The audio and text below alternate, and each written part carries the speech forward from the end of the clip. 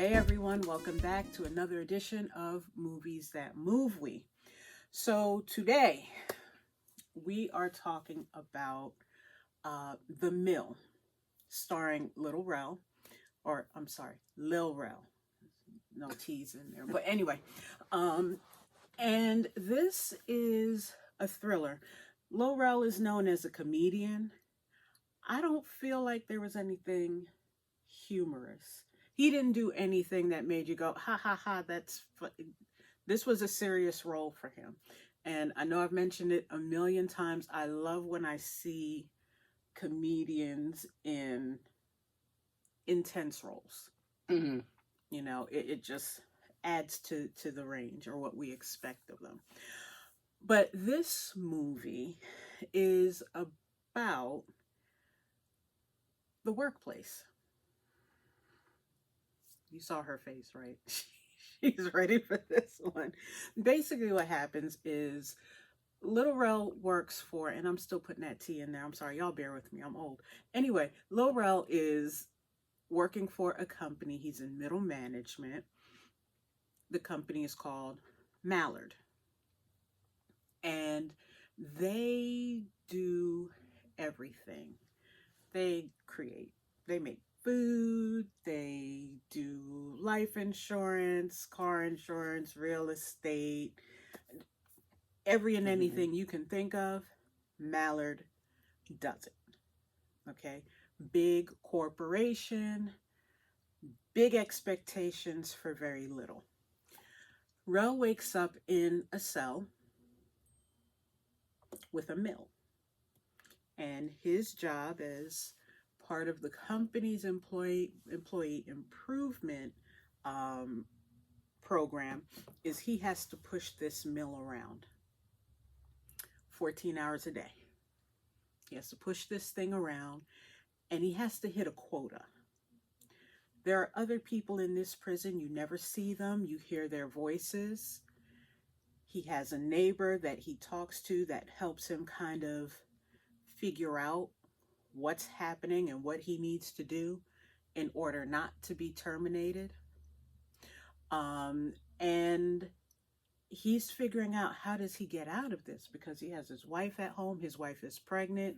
She's pretty much on bed rest. He's the only income for the whole household.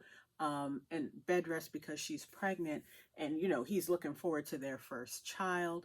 And at his level, it's not just as simple as I go to work, I make a check, I come home, and I figure out how to make the ends meet. At the middle management, they give him housing, they give him a car, they take care of his phone and technology needs. The company owns him. All right. I'm going to pause right there because that's a big part of the story. As we were watching this, the further that it got into the film, Miss Thing over here was losing her mind like, no, they didn't. No, they didn't do that. Why is it? No, wait, what's going to happen now? I mean, she was going through the range of emotions. Excuse me. And we have different career backgrounds path. I've worked at Mallard's. I still kind of sort of work at Mallard. She works for a smaller medical center, I guess you could say. But we saw similarities as far as what a company will tell you. Yeah. And I just feel like anybody can relate. I don't even think it matters where you work. I think as long as you work in a company or any type of business setting, you're going to see similarities of the things that they expect from you in the workplace, the standards they have, the products. Then even the little, we offer this perk and that perk. It's all relatable. But yeah. My favorite part, and this is where I laughed because I couldn't find the other thing, but there's a scene where he's awarded for his work for meeting the quota, and they give him a pen with his name on it. And I kid you not, somewhere around here from one of my previous jobs, I have a pen. Doesn't have my name on it, but it was a good quality ballpoint pen. I don't like ballpoint, I like gel ink. But anyway, good quality ballpoint pen. It was real heavy material. It was like, oh. And at the time that I was in my 20s, I'm not gonna lie, I was impressed because I'm like, ooh, they spend money. But I was like, they spend money on this pen. I must keep and cherish it. I'm not cherishing it. It's just a nice heavy pen. Anyway, what I did find, and I've had this on my bookshelf for years, because you get your first year certificate, 5-year pen, your 10-year, they make you pick something out of a catalog maybe. So I was 5 years with one company, and this is what they gave me. And it, again, nice clock, nice quality. I've had this for about, 15, 20 years? I've had this for at least 20 years, honestly. The funny thing is, it's not even from the company that I was working for at the time. It has one of our vendors' names on it. I was appreciated. Okay, so it's kind of, the movie is really about that. How much do you put in? How much of your work you take home? And even just like the internal struggle of like, kind of like, okay, this is what they're telling me to do, or this is kind of where they want me to be at. And then you kind of have this internal struggle with yourself, like, am I good enough? Am I doing enough at this job? And then also you have to think of your home life balance. Like, you're putting in all this work at work, but then how much are you really like bringing to your family? Or even like, what type of stuff are you taking home with you? Because some people take certain stuff home from work, like frustration, stress, whatever. So I just resonated with like the internal struggle that he's dealing with during this whole process was very similar to like probably a lot of the things that we think about when we're at work, and like our stress and struggles and things of that nature while we're at work. Right. Like right now, the company I work for now, we're hybrid. We're hybrid. And they don't plan on doing the everybody back to office 5 days a week thing. But one of the things that I had to quickly adjust myself to is I am literally bringing my work home. I can't let work live here. And it's a mindset. And that, again, that's a lot of what this movie is about. Yeah. Once I close my computer for the day, I'm not opening it back up for anything. The only time that thing gets opened on the weekend is if I'm doing overtime. And I don't do that much overtime because I want to be able to have something available to give to family and just that mental space for myself. So yeah, this movie, as a matter of fact, this reminded me a combination of what's the one that you mentioned? Squid Games. It reminded me of Get Out a little bit because it's the whole. Didn't it kind of remind you of The Maze Runner? Or am I tripping? Not as much. I'm just thinking of like that setting, I guess. Like, okay, I get what you're saying. Yeah, like it's because like the setting that's reminding me of these other movies. But like the difference between this and The Maze Runner is he knows who's running the Matrix. He didn't have to regain memory to figure it out. He's very much aware that this is his company's doing. Right? It reminds me also of Parallel, which we did a few weeks ago, because the movie, you're not in a whole lot of different scenes. You're not going back between the office and the mill and, the house and all of that stuff. Everything, 90% of this movie takes place in the mill. You see Lil Rel, his character's name is Joe. you get glimpses of his wife, Kate, who's played by Karen Oberlin. You get glimpses of her. And then the two voices that you hear, and I wish I took your advice and wrote down the other voice's name, but you get the voice of the guard, and you eventually meet him face to face. And then you have the voice of the neighbor, the person in the neighboring cell to Joe's character. Yeah. Okay.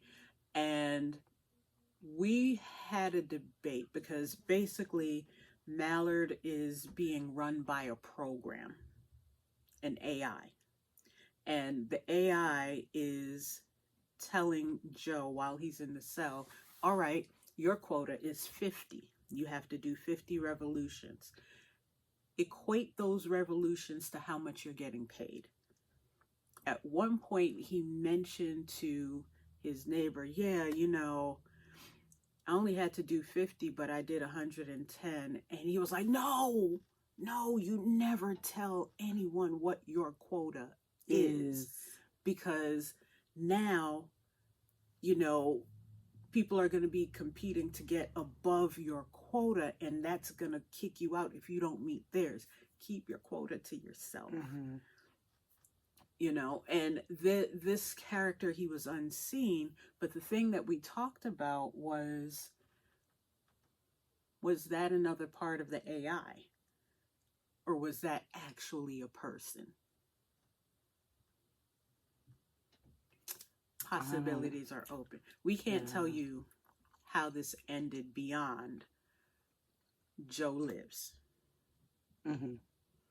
Okay, we don't want you to think that he died. Joe lives. And what the conclusion that he comes to is pretty much what we just said. There has to be a change, is the conclusion he comes to. But it's the way he came to that conclusion that's,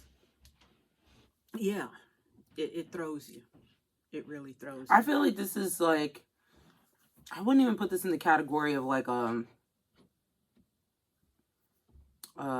is the word I'm looking for? Yeah, I wouldn't even put that in that category. Like you were saying, thriller. I wouldn't put it in that category. Or suspense. I feel like it was more like a psychological drama, or like, yeah, like it was definitely more psychological to me, because it's like it's all about your mindset, or just like thinking.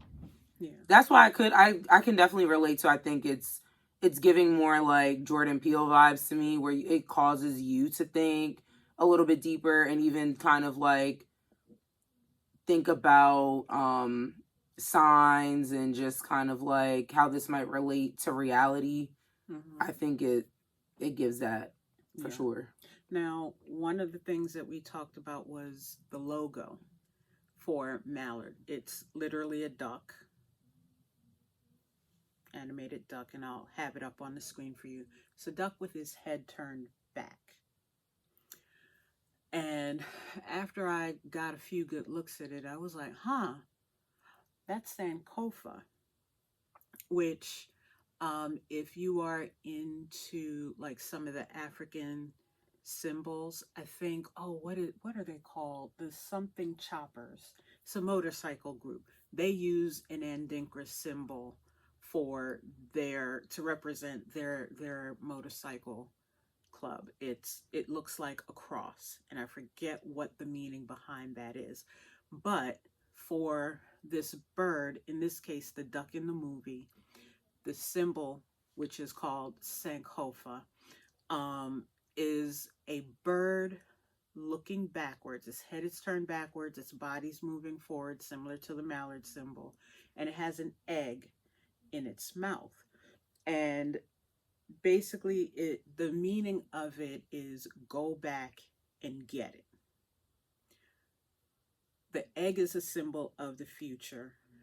The head being turned back is looking at what you just dropped, what you've left behind that is important to your future. Okay. And I think that, in a nutshell, kind of gets to describing Joe's growth in the movie, his transformation in the movie. You know, he was 100% work, work, work, nose down, and they'll level me up if I do everything just right, you know? And by the end, he's questioning, all right, is that what I need? And the thing that he kind of has to go back and get is his work life balance, because guess what? You gotta work. No matter what, you Mm-hmm. gotta work. Get that work life balance and get to this future where he gets to spend time with his wife and kid Mm-hmm. instead of working around the clock and not having any real time to spend with them. Yeah. Now, on Rotten Tomatoes, this had a score of, I think, like 5.4 or something like that. And this is where I say don't rely on Rotten Tomatoes or any other help. Don't even rely on us for whether this is absolutely a 10. Mm-hmm. Um, this was a Hulu original, um, and it's for it being a thriller type movie, or what's the other word we just used? Psychological. Yeah, suspense. It didn't move fast. Mm-hmm. It didn't move fast. I can't say it felt like it was dragging, Mm-hmm. but it started making its point immediately, and I think it's a good story, and it's definitely a conversation piece. You know, if you work on a cubicle farm, you will be watching this going, yeah, yeah, that's Yeah, what they like do. That, I feel yeah. like they need to like show this at work. Like, I don't know, because honestly, I felt the same way. I felt like if I wasn't, if it wasn't a thing that we were like, oh yeah, let's check this out and review and I watched it on my own, it probably wouldn't have been something that caught my attention because it is so slow moving. But once you actually like I'm gonna say probably like a little bit less than midway in, and you start seeing kind of like the little cues and stuff and all of that of what he's going through and how it's kind of relating to his real life and all that. It was just kind of like, oh my god, this resonates with me so much and it makes so much sense. And I go through that. And like, you just start kind of comparing your life to it a little bit. So Yeah. So all in all, I said check it out. yeah. If you're a Lil Rel fan, I didn't put the T's in this song. If you're a Lil Rel fan, then yeah, definitely go ahead, give it a chance, give it a shot. Um, there is a plot twist, and when That's you when I was yelling see at the screen. when you like, see man. it, you're gonna be like, no, not like this. Yeah. But yeah, give it a chance. It's an interesting movie. It's definitely a conversation piece. Mm-hmm. It will have you thinking about how you balance work. And I can hear a person out there right now going, well, you know, what you got to do is get a side hustle and start a business. Well, guess what? That can be difficult. Newsflash. It takes 5 to 7 years if you're starting a business to really get it off the ground. Mm-hmm. And you got to make money to make money. Exactly. So, yes, we understand the entrepreneurial spirit. Some people do it better than others, but in the meantime, most people start by going into the workforce system. Mm-hmm. So, definitely a good one to watch. Heck, or watch it with your kid that's about to start working. You know, give them that. Or heck, even your kids that are working, or they might be like kind of college age, where they're kind of entering maybe more like corporate jobs, because you could really have like a good conversation with them about that. That was something that was brought up in the movie. It's like, hey, I got a degree that says that I can do this. And I think more and more people are finding out now that you're paying $50, $60, $70, $100,000 for a degree. Mm-hmm. And when you go out and think you're going to get this fabulous job, no, you may be able to get a job better than your friends who didn't. but yeah, the struggle is still real. So anyhow, all of our soapbox stuff aside, check this movie out. It's worth it. I don't know whether you're going to think it's a 5 or greater, but give it a chance. Again, you can find it on Hulu. It is a Hulu original. And one of the questions I know we're going to get from the group is, this a B-rated movie? What would we put it in? We got that question last week. If you had to put an A-rated movie next to it, what would you think? I think we mentioned a few of them. An A-rated next to it?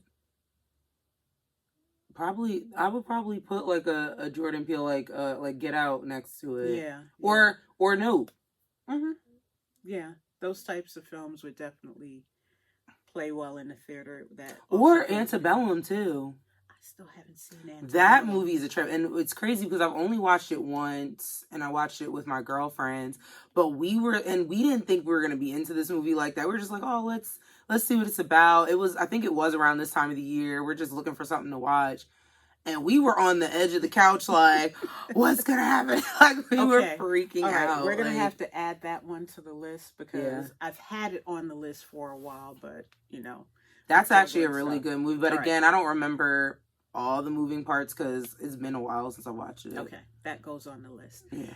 Anyway, our schedule is about to get a little bit staggered because we're coming into the holiday season. So what I will do by next week, we'll have a schedule for the rest of the year. Keep it simple.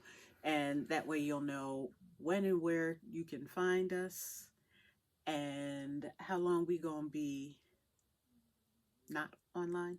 But we'll keep you posted on those things because we don't want you to be in the dark. All right. So thank you so much for joining us today.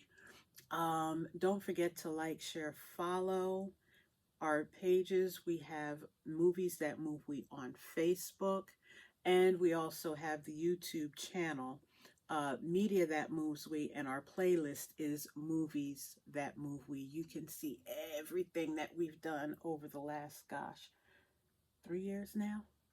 We've been doing it longer than that, but we've been using YouTube for about 3 years. So until next time, we'll see you next week. Tell your mama, tell your friends. Bye. Bye.